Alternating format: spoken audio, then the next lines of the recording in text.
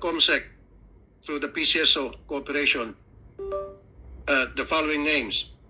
Nituda Antonieta. Sino yung mga yan? And then Rayal Jim J. Sualio. Sampo lamang po ito. And Lahara Rolando. Why? Isa sa kanila, halimbawa, noong July, 1, 2, 3, 4, 5, 6, 7, 8. 8 times nanalo ng 225,000 pesos. Oh, 225. 9 times nanalo ng 225,000 pesos. September, 2 times nanalo ng 225,000. Take to 225,000 pesos. October, 1, 2, 3, 4. 4 times nanalo ng tig 225,000 pesos. November, 9 times nanalo ng tig 225,000 pesos. Or excuse me, in fact, yung pinakalas, nanalo siya ng 450. So, December, 4 times nanalo ng tig 225,000. So, nandun yung uniformity na every month, tinatamaan niya yung tig 225,000 pesos na premyo. Okay? O August, tig 225,000 naman, 9 times. So, this amounted to 8.3 million. Actually, 9 million to eh. Tama? 9 point something million. Grabe So, ano po yung probability na one person will hit many times in the period of 6 months with the same amount? Your Honor, yan po yung sinasabi kong lotto agent na pinakikiusapan ng mga kanyang bettors, and definitely when he goes to the branch, kasi 10,000 and below, kaya si milyonaryo pala yan. Outlet. 10,000 and above, up to 300,000 pesos, he has to go to the branch. Pag kayo pa, ang branch po normally, nasa Kapitolyo yan eh. So kung nasa malalayo kang lugar, ang logical po and practical way is to tap to your most likely surety muna, pakisabay na ito.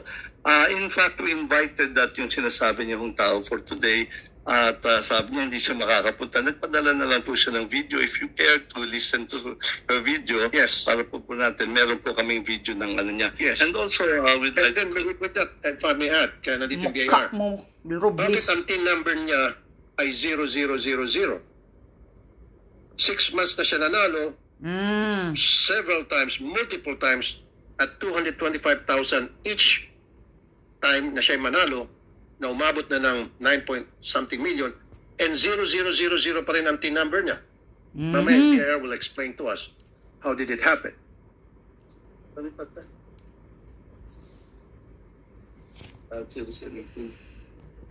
Laging nananalo Yan. Grabe, 20 times na nanalo. Taga Butuan.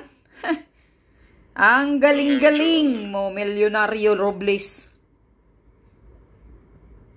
Wala nang maniwala sa iyo. Pangalan na binanggit ko, I want them to be here sa next hearing.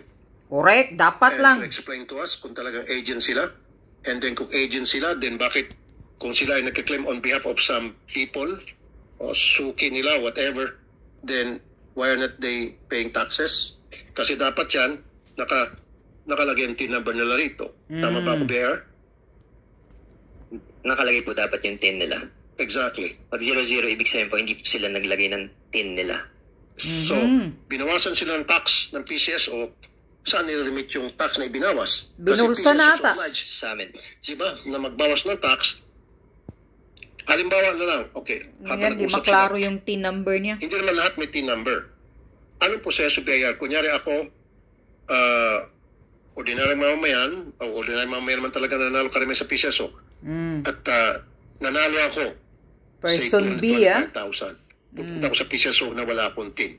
Yan ang pinapanalo niya. Ng PCSO para makapagbayad ng tax. Ako na nanalo ng 225,000. Dapat po pag-register po muna siya. Kasi po, magbabayad po siya ng tax, mag-withhold po si PCSO. Dapat po, make sure nila na registrado po muna yung individual. So, paano kung wala akong tax pagpunta ko sa PCSO? So, paano kung wala akong team pagdating ko sa PCSO at may hawak-hawak ko ng winning ticket worth 225,000? What is the procedure per PIR? Well, sa amin po, since mag-withhold siya, mag-file po siya ng form, kailangan may TIN po yun. Kung wala po, i-file po muna si taxpayer o yung nanalo sa winner po na mag-register po kung wala pong TIN. Kaya nga, pero di ba there's such a thing na magbibigyan siya ng temporary TIN number? Wala pong... Kasi kung maghintay pa ng several days before mabigyan siya ng TIN sa kanya makiklaim yung kanyang price, dito papasok itong magkakaroon ng maraming tinatawag na fixer or rediscounter. Ang TIN naman po, Mr. Chair, 1 day lang po, mabilis lang po. 1 day? Yes po. Punta lang po sa district office, pila lang po. Tapos, depende po sa traffic po ng tao. Pero for example, sa Metro Manila po, within 20 minutes, nakakuha na po agad ng TIN yung individual po. Pero, mamaya sa PCSO tanong ko, pero wala ba kayong tao sa PCSO na naka-standby doon para sa mga winners, turuan sila, i-guide sila, i-process yung kanilang team doon sa mga walang team, nang sa gayon, hindi na pupunta sa mga tinatawag ni Mr. Robles sa mga agents at para ibigay yung kanilang winning ticket? Wala po, Mr. Chair. Pero meron na po kaming ngayon online na madali na lang po mag-register po. Okay. Pero hindi tama itong nangyayari dito na lahat ng mga multiple winners 0-0 ang TIN. So may discrepancy rito, may problema rito, as you can see it, Mr. Tibayan? Mr. Chair, yes po. Although may sinample test po kami, yung mga ibang 0-0 po, may TIN po sila nung verify po namin sa system. Pero merong iba na wala? Meron po talaga. Okay. Sige. Your Honor, if I may, Attorney Pachagi Sir, or AGM for the 8 million, no? Wow. Grabe. Good morning, Mr. Chair. 370,000 pesos. Yeah, already. Good morning. As regards Person the C. alleged absence of the TIN, Your Honor, we Multiple have winning. actually the TIN supplied by the winners. And that's part of the Certificate of Creditable Tax Withhold at source submitted to the BIR. Mr. Arnel Casas, I have a copy Your here. Honor, Attorney Patiag, sir. Pachag, Larry Pachag. Pakipalitan na. Pakipalitan. And then pakilagay dito para makita kang pangalan para they will be identified properly. Diba? Siya po ay si Attorney Attorney Lauro Patiag, Your Honor. Patiag. Okay, ano po yung inyong position sa PCSO? I'm the AGM for the Management Services Sector, Your Honor. Very good. Thank you, sir. Thank you, sir. AGM. Sir, sa lista na meron kami, July 2023, 2,619 bettors ang nanalo. Number of bettors with TIN numbers, 271. Ba't di pa Ano inalista? po nangyari doon sa difference? Sila ba ay nakapagbayad ng tax? Yes, Sir, tutuloy ko po. August 2023, 2,786 ang mga nanalo, 248 lamang ang may TIN. September 2023, 2,603 ang nanalo, 225 lamang ang may TIN. October, it goes on and on and on. So, ano nangyari doon sa mga walang TIN? Were they given walang mga TIN TIN numbers number. and were they able to pay taxes sa BIR? 561,966. I'm referring... Grabing mga pera, ha? referring to the winner, particular winner mentioned as regards the Person the B. winnings. Mamaya na po yung winner. Mamaya. Pero yung- Kasi sinasabi nyo, may mga TIN numbers. Okay. Siguro hindi nilagay ng PCSO dito kasi kung nilagay ng PCSO yung TIN number, respetuhin naman yun. Of course, we're not gonna mention it kasi we know that that's confidential. Okay? Pero since wala, nilagay 00, kaya nagtataka kami. O kung talaga may TIN numbers yun, yung mga malalaki, yung mga multiple winners, nilagay nyo sana para hindi na kami magduda. Siyempre, we will never show it to you, yung TIN number niya o nila, yung mga multiple winners. Now, Sige po, sino gusto mag-answer? We have the division chief, Your Honor, that processes the winning claims of our lotto winners. Okay. Miss Velan. Miss, anong pangalan? Ma'am, anong pangalan niyo po, ma'am? State your name and position. Velan Ramos po. Ma'am, pwede patanggal na para magkaintindihan tayo. Lahat naman tayo dito vaccinated. Sige po. Velan Ramos po, Division Chief ng Prize Fund ng Accounting Department. Okay, ma'am. Okay, kwento sa amin yung proseso. Halimbawa, ako si Juan de la Cruz. May hawak-hawak ako na 225,000 winning ticket. Ano yung proseso? From start to finish, from A to Z. Bali sir, pag may claimant po na pumunta dun sa office namin, kino-compare lang po namin yung ticket. No, yung proseso, ma'am. Yung pagpasok siya ng gate ng PCSO, saan siya pupunta? Bali sa guard po, para po magpirma ng ay mag-fill up po ng form yung... Sa guard pa lang? Opo, claimant's form. Saan guard? Yung sa gate? Dun po sa may second floor na po. Sa second floor? Opo, sa division po namin. Pero pagpasok sa gate, sabihin niya, pupunta ako sa PCSO kasi meron ako winning ticket. So, after sa gate, sabihin sa kanya, sige, lahat ng mga pananalo, punta sa second floor. So, Juan de la Cruz will go to the second floor. And then, pag sa second floor, ano nangyari? Bali, mag-fill up po siya ng form sa claimant's form. Then, after po nun, ibibigay ng guard dun sa staff po namin para i-validate po yung ticket. Okay. So pag once na may ticket po, ang kino-compare po namin is yung 2 valid IDs plus yung ticket po na dala niya. So ang ano po namin doon is kino-compare namin yung signature ng claimant doon sa likod plus yung ID na dala niya para po malaman namin na siya po talaga yung may-ari ng ticket. So what happens kung wala siya pong ID? Sir, pinapaprovide po namin siya ng ng ID. Hindi, kaya ma'am, hindi naman po lahat ng tao may ID. So paano kung pumunta siya, sabihin niya, wala akong ID, mahirap lang ako. Required po talaga, sir. So, Right. kailangan po talaga siya mag-produce ng 2 valid IDs. Okay, sige. So wala tayong problema dyan. So required ka, kailangan meron kang 2 valid IDs, government IDs to, ano? Yes po. And then, ipipresent mo yun sa PCSO, pagbabanggay ng PCSO, yung ID, doon sa nakapirma sa ticket. Kung siya talaga yon. Okay, and then, Tapos, once na-verify po yun, Pag once na-verify na po namin, i-validate na po namin yung ticket, may lalabas po dun sa machine namin na pay ticket siya. So pag once na na-validate na po namin, ipaprocess na po namin yung voucher. Regarding po dun sa TIN, may mga ibang claimants po kasi na wala po talaga silang TIN. exactly. So yun po yung ginagamit namin, sir, yung 00. Or may mga agents, may mga Okay, wait, stop right there. So meron po mga winners, kumpleto sila sa ID, verified nyo yung signature nila doon sa winning ticket na sila yon, and then nung ipoprocess nyo na, bago sila mabigyan ng voucher, wala siyang TIN. Yes po. So therefore, lalagyan nyo siya ng 000 TIN. So, paano nyo po mai-remit yung winnings niya, yung panalo niya, yung tax sa pagpanalo niya, sa BIR, when in fact you have a 00 TIN number? Opo. Bali yung, sir, yung nasa alpha list po namin, yun po yung mga nakalagay na 00 plus yung name po ng claimant. Kamuna. BIR, are you listening? Nag-process sila ng winning ticket worth 225,000. Since walang TIN number, lalagyan nila ng 000. Babawasan nyo yun. Magkano ibabawas nyo? 20% po. How much is 20% of 225? 45 po. 5,000. Yes po.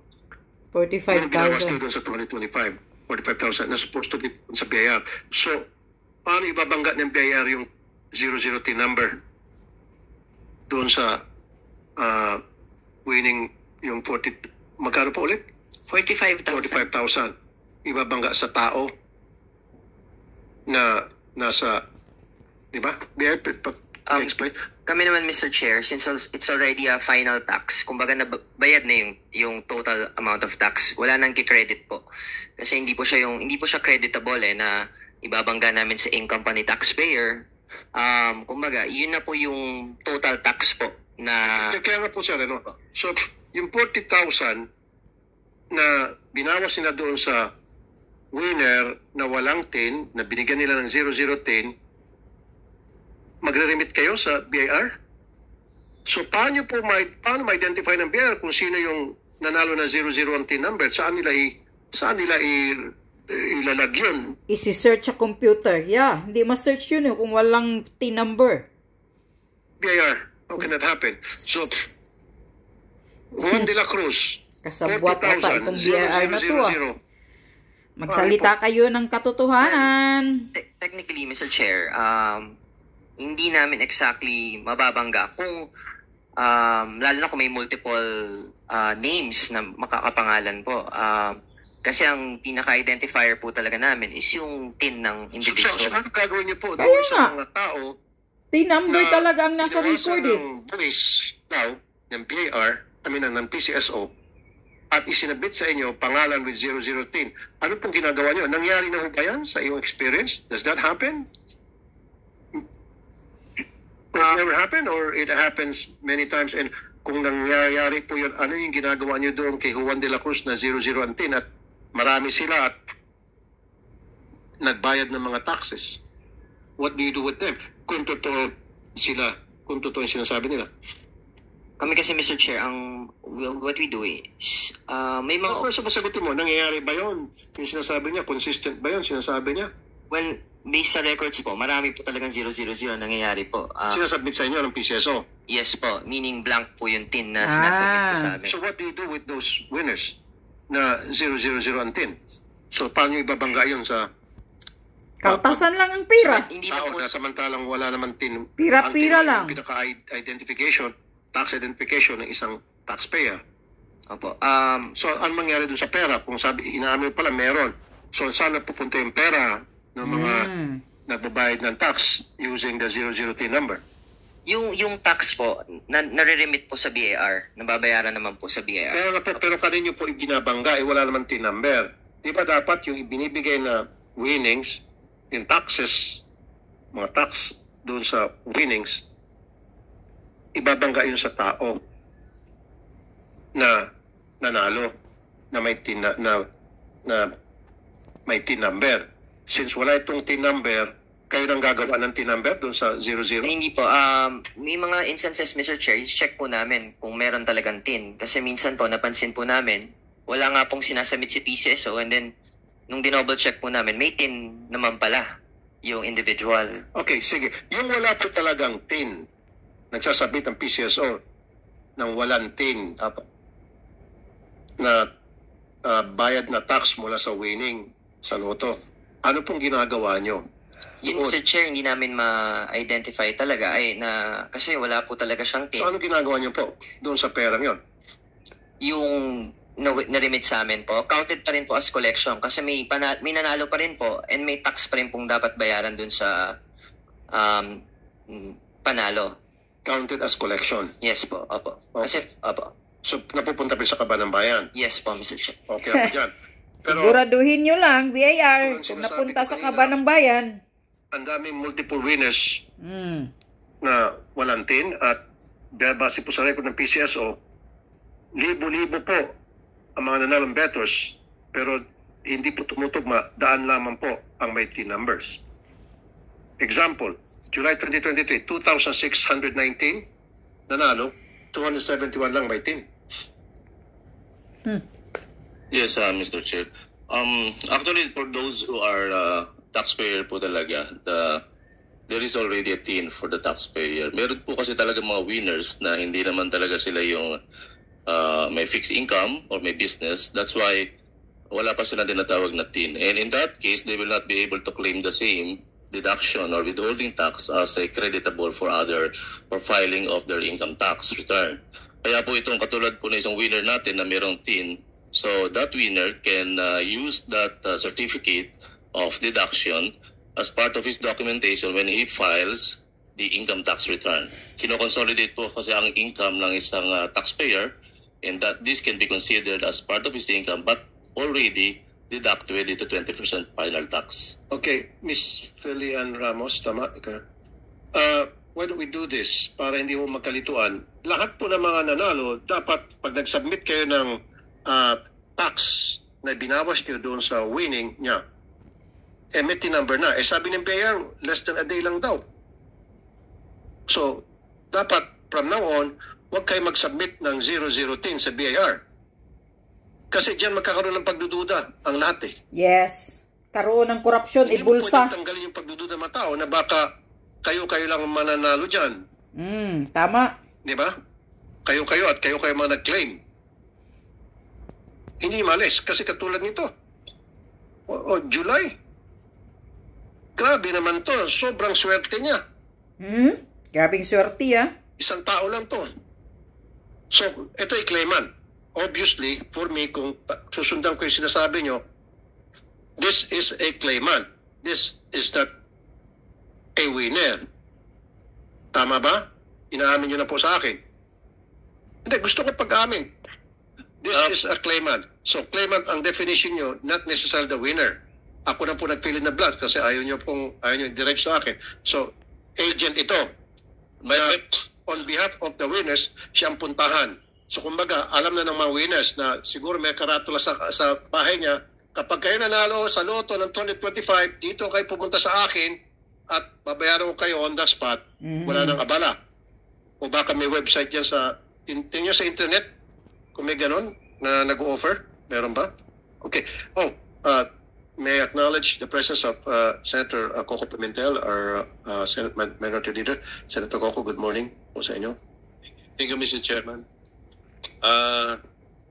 Habol na ako sa topic, Mr. Chairman, pero this is a very interesting topic. That is an earth-shaking discovery, Mr. Chairman. So we have to pursue this subject matter. Thank you. So tulad nitong si Person B, okay, ang dami niyang panalo. Person B. Po, Yan, ang daming panalo. sinasabi ng PCSO dito 20 na times. claimant ito. So in short, agent, whether in pixel, okay, AMLAC, nandito yung AMLAC, may AMLAC tayo dito, ano? Okay. Or pwede rin ito ay taong nagmamoney launder. Diba? Or maybe, ito po ay si Person B ay nakaabang sa PCSO. Na Alam ang number na manalo. meron kayong kwarto muna na kung saan nilalagay nyo muna yung mga winners doon. Sama-sama sila muna mag-antay, waiting room. Yes po, sir. Okay. So baka itong taong ito, take a note, Ms. Felian Ramos. Can you please raise your right hand and repeat after me? I state your name. Fel Anacela D. Ramos. Swear to tell the whole truth Swear to tell the whole truth and nothing but the truth in this committee. In this committee. This committee. Okay, thank you. Okay, thank you, Ms. Felian Ramos. So, are you saying na kung yung sinasabi kayo ni Mr. Robles na agent, sige, for the sake of argument, agent nga siguro yun. So, may tao doon sa PCSO siguro na nakaabang na parang sa LTO ba? Uy, may panalo ka dyan. Kaysa naman matatagalan ka rito, mag-antay ka ng siyam-siyam. On the spot, mabayaran ko na lang yan. That is a possibility? No, pa-cancel lang. Is that a possibility? Yes or no?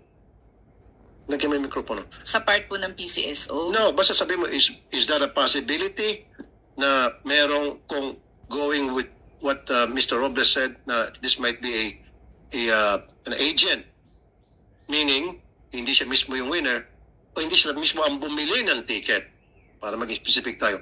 So, this person kasi multiple in a month every month, multiple. So, at same price mind you, same price. Kaya nga. Saan man kung magkaiba-iba. So, dapat ang 225, tawag dito si 235,000 man. Same price. Ito na dapat ang middle name niya. Ano 20 game pala times. ito? 25,000? Anong game ito? 3D or 3D. So, na-hit niya palagi yung 3-digit. well, as far as that, So, ibig sabihin na siya ay pang 3D lamang na agent.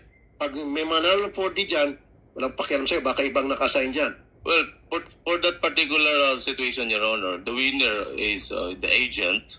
The game that is very popular in that area in Mindanao is 3-digit. So is this person B is from Mindanao? If you are referring to the person you had mentioned earlier, Mr. Chair, the 225,000 is the No, this person B. Siyempre, nagbigay ko ng mga pangalan pero nirumble-rumble ko. Pero, yes po. That's So you know what I'm talking about. You know who I'm talking about, right? So this person na nasa screen ngayon na multiple winners ng 225,000 except of course ng November, yung last day ng November, I don't know what day was that. 9 times siya tumama. 450,000. Ano ito 450,000 by the way? Anong game ito? Pinanalo na niya. 450 isa dyan, ha? That's 3D also, Mr. Chair. But dalawa po yan, kaya nga naging 450. Dalawa. Opo. So pumunta siya sa PCSO, hawak-hawak niya dalawang ticket. Hello, PCSO, naisahan ko naman kayo. Meron akong pinanalunan dalawang 3D. Dalawang sa... kaya nga. Palusot pa more. One particular bola, ilan naman pwede manalo ng 225? Isa lang, di ba? Isa lang naman eh. Tama o pwede? Pwede manalo multiple winner? Yeah, multiple winners. Pwede sa isang game. Each will get 225. Yes. So itong tao ito, pumunta noong last part ng November, may hawak-hawak na dalawang ticket. Booking kayo dyan.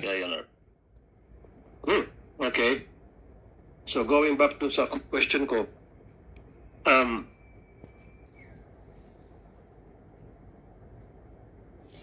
teka muna, 3D Lotto, first prize is 4,500 for every 10 peso bet. Teka muna, o nga naman, paano nga ba sa 225,000? Ikaw naman, sir. The bet is 500, Your Honor. The bet is 500 pesos. 500. So alam niya na mananalo siya ng 225 para mag-invest siya ng 500 pesos. Muna. Dali. Yes, Your Okay, Honor. 3D Lotto, first prize is 4,500 for every 10 peso bet. So ngayon, para ma-reach itong 225,000, mag-bet siya ng 500 pesos for a certain number. So parang alam na niya na mananalo siya. Tama. Kaya siya invest na 500 pesos. Parang sigurado.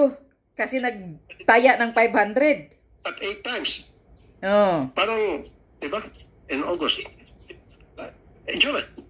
9 times. 9 times. 9 times. September, siya pa rin. Siya pa rin. October, November, December. Meron pa. Alam mo, si A, mamaya pakita si A. Marami sila eh. Meron si A, si B, si C. Puro multiple winners to. Mamaya papakita sa screen. Si D. Yan. Hindi, si B lang yan. Si D. Kasi marami sila kayo lang yan. Pinalusot lang yata ninyo to na mayroong multiple winning. May we request that the No, all these people, sandali, bago mo sagutin. All these people, tumaya ng 500 pesos. At lahat sila na ng 225. So parang alam na nila, tataya tayo ng 500 pesos. 10 kasi pareha yan. 500 para 225 tayo. O tulad nitong si A. O 126,000 ang pinanalo niya noong July. Tapos 69,000, 64,000, 32,000, 4 times. August 2 times, September 2 times, October 2 times, November 2 times, December 2 times. So, are you saying agent pa rin to? Person E, ito. That's correct, Your Honor. In this regard, may we request the branch manager of the concerned branch that handles the claims of this particular person, Misael Hamak, Agusan del Norte Branch Office, Your Honor. Okay. Si person A, anong game po ito? Go ahead, Mr. Senator Coco. Yes, si person B kanina na-establish natin na 3D Lotto ang nilaro. Ito si person A naman na naka-flash sa screen. Ano naman ang laro nito? For that person A, Your Honor, he bet on 658 and 655. That's why the winning ticket is 14,600 and 100,000 pesos respectively. So hindi jackpot yan kung 650. It's not a jackpot. It's not a jackpot.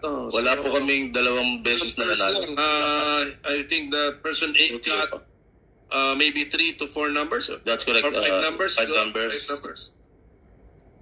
Okay. So, and person A is the actual winner who does not hit the jackpot but the lesser prices. Or ano din siya? Or Agent, Your Honor. agent? Not agent, Siyempre yung mga, ito bang agent na ito, announced ba yan? Alam ba ng lahat na nagbibet sa loto na, uy, may agent na taga-kolekta para sa atin? Wala yata ako na i-encounter na gano'n, ha? Tsaka pagkatapos ay si person A, siya ang willing na siya ang declared claimant, and then the taxes are applicable to person A. Yes, that's So that it's the tin of person A, he is the recorded taxpayer. yes, that's correct. It Okay. happened. Your Honor. And then when he gives the prize to the actual winner, magkano? That we do not know already, Your Honor, because that's the practice, Your Honor, in the provinces. Because actual winners would not mind to go to the branch office because it's malayo po ito, lalo sa head office natin. So the practice really is for the winners to approach their suki na lotto agent, and the lotto agent will accommodate for fear, of course, losing that suki. So yung kanina nating person B is a lotto agent. Yes, that's correct. Person A, is he or she a lotto agent? Lotto teller. In this case, lotto teller po ito pangalawa. Your Honor. Lotto teller. So, teka muna. Saan na tayo? Okay, bakit dependent kasi ako dun sa... Ang gulo-gulo, ha? Wala bang lotto office sa region na pwedeng punta na they don't have to come to Manila? 1,026,602 pesos Meron ito. po tayong tinatawag na branch office sa bawat bayan, bawat probinsya. But the reality is that meron po tayong mga lotto agents sa mga far-flung areas. So for practical reason, ang lotto agents po natin is weekly nagpupunta sa branch office to submit their weekly report. No. What I'm saying is, so merong office sa lahat ng mga probinsya, ang Meron po. PCSO, at yung mga syudad. Halos lahat po, meron. Okay. So pwedeng pumunta doon yung mga nanalo. Yes, that's correct. So what you're saying to us here now is, mas prefer ng mga nanalo, pupunta sila sa mga tinatawag na agent.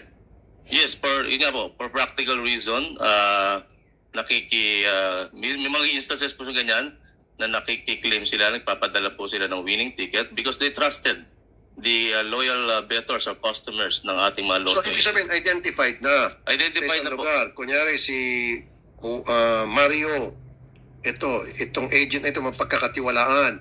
So lahat ng mga nanalo, putok na putok ang pangalan niya, imbis na pumunta sa opisina ng PCSO na sa probinsya nila o sa syudad kung saan may PCSO, pupunta lang kay agent.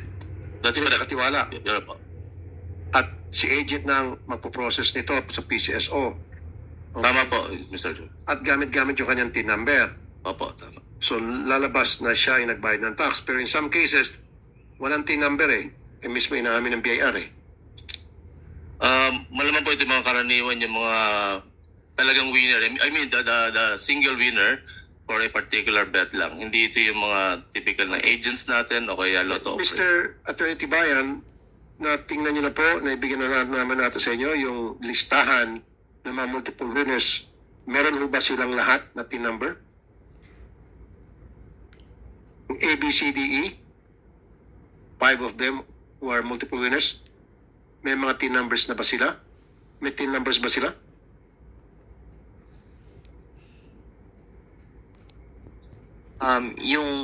Wala pa po kami nakuha actual names po, Mr. Chair. Okay. Pero pwede po namin i-verify kung mapigay po sa amin now. Okay.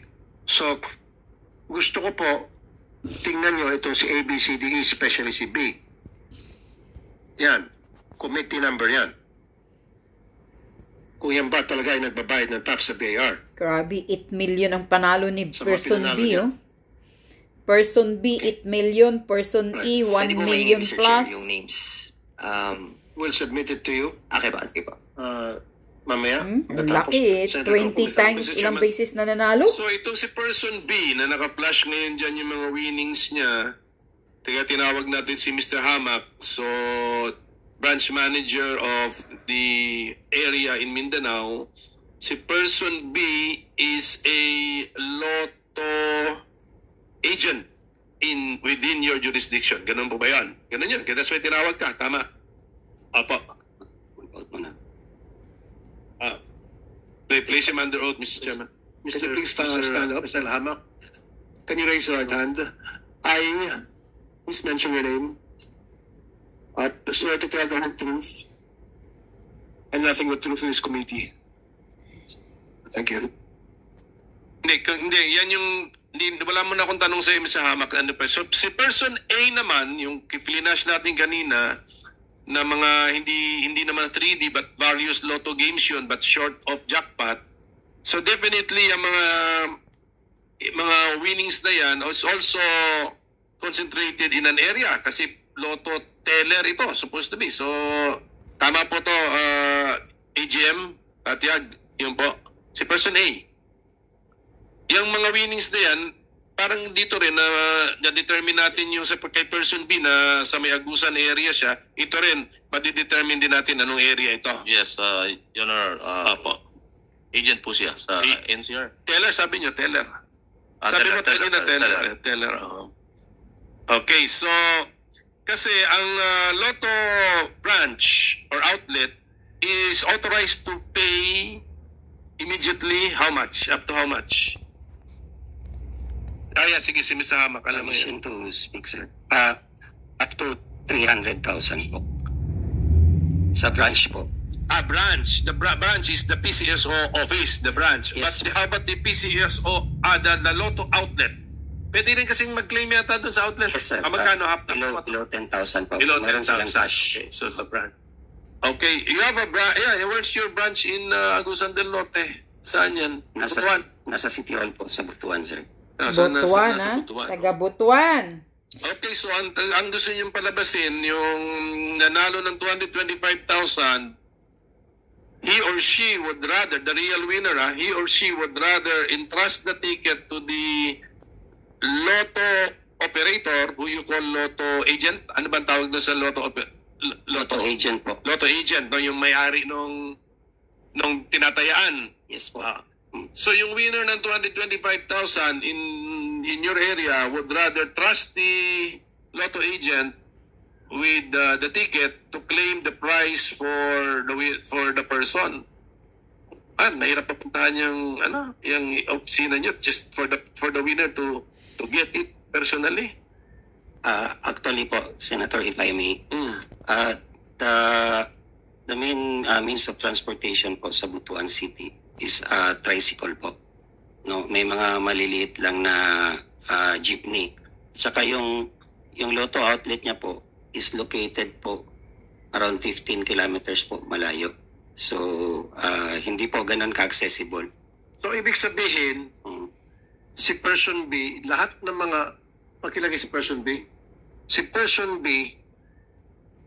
lahat na mga nanalo sa 3D4 sa Butuan, wala nanalo sa ibang lugar. Kasi binigay sa amin ng PCSO, puro person B. No, person B. Hindi po namin... Si person B saan nakatira to? Sa Butuan City po.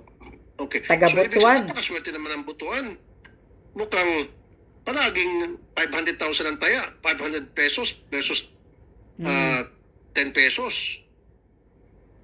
Kasi po, kasi para makuha niya yung 2025 winning, yung July, alam mo, yung first winner, he or she has to bet 500 pesos. So, ibig sabihin, dyan sa Butuan, lahat ng mga tao dyan, sa 3-digit game, ang binibet is 500 pesos. Ang lakas pala tumaya ng mga taga-Butuan. Kaya tinatamaan nila 2025 Ang lakas tumaya ng taga Butuan. So that's why I need that person here sa next hearing. Correct. Whoever this person is, paki-explain sa amin kung sino-sino yung mga tao na binibilhan niya para diretso na tayo ng mga winning tickets. Yan, dapat ay 500 pesos kaya tumama ng 2025. mag-attain yung nananalo. Or many persons at pala kung gano'n, itong mga taong ito, sobrang pagkasugaron. Kasi 10 pesos lang dapat ang bet mo sa isang ticket. Parang sigurado na silang lahat na sila'y mananalo. That's why they have to bet 500 pesos.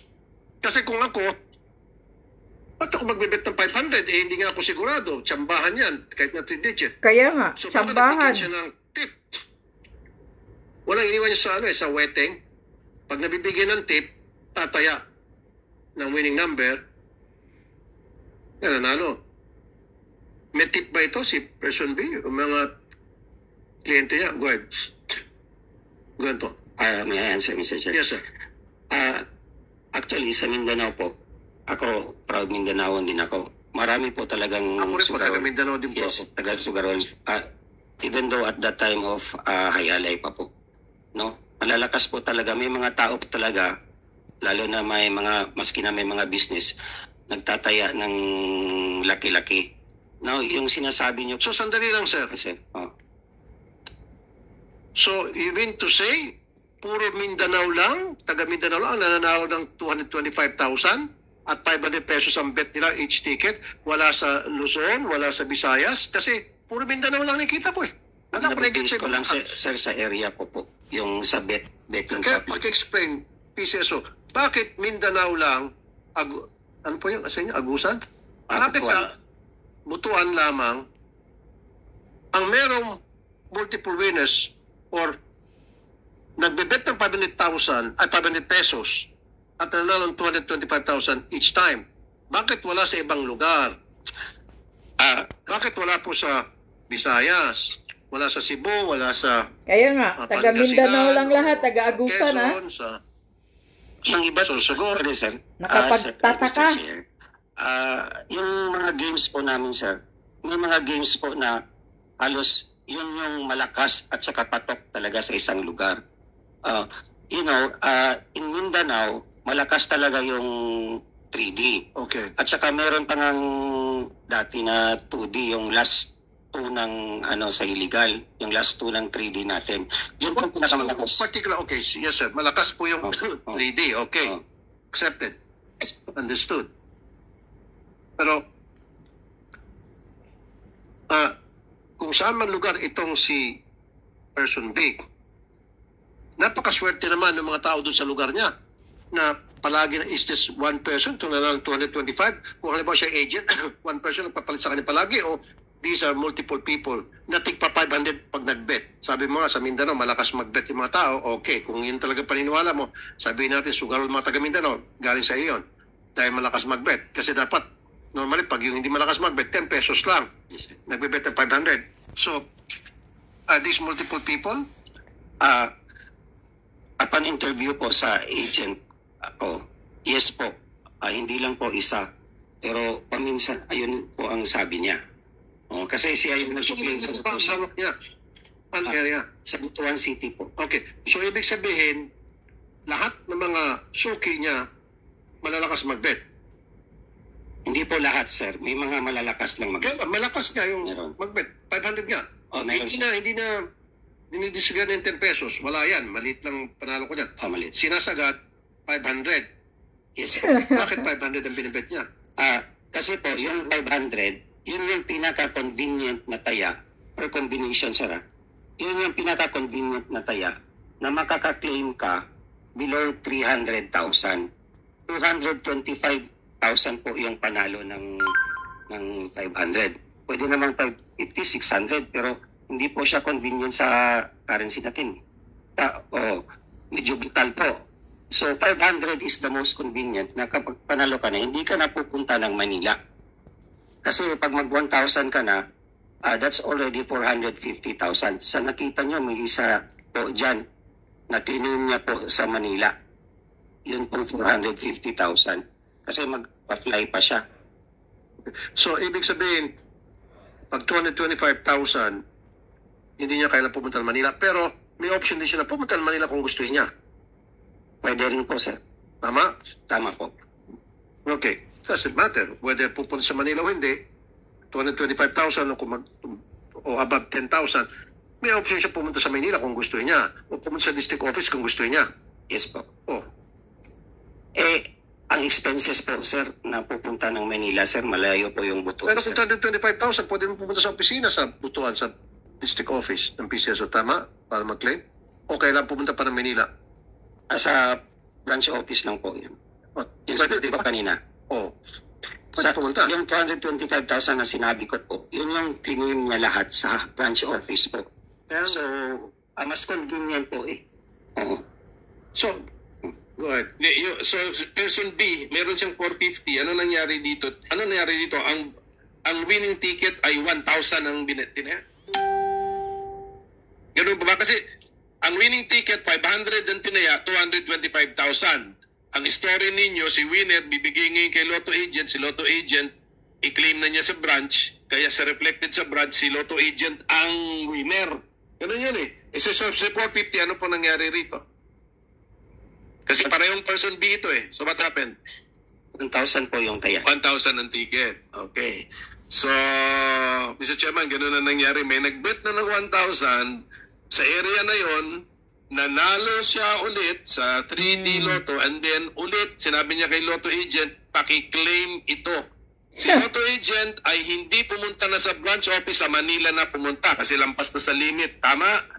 Tama po. Tama. So si Lotto Agent ay pumunta na sa Manila, siya na ang nag-claim, sa papers siya pa rin ang winner kasi siya ang nag-claim. Ganun po ang nangyari rito. Ganun. Apo.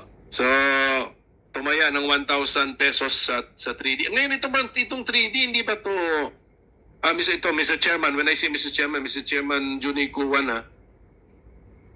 hindi ba ito designed actually to cater to the small bettors? Ito yung mga 3D na supposed to be paano ba yung wetting noon? Ano ba yung wetting? Two numbers namang wetting? Two numbers lang. So, parang ito, 3 numbers. Parang I thought this was to cater for those small bettors na mga 10 pesos, 20 pesos lang ang kaya, na gusto nilang may chance manalo. Ito, you're telling us that mini-wager na is more than minimum wage.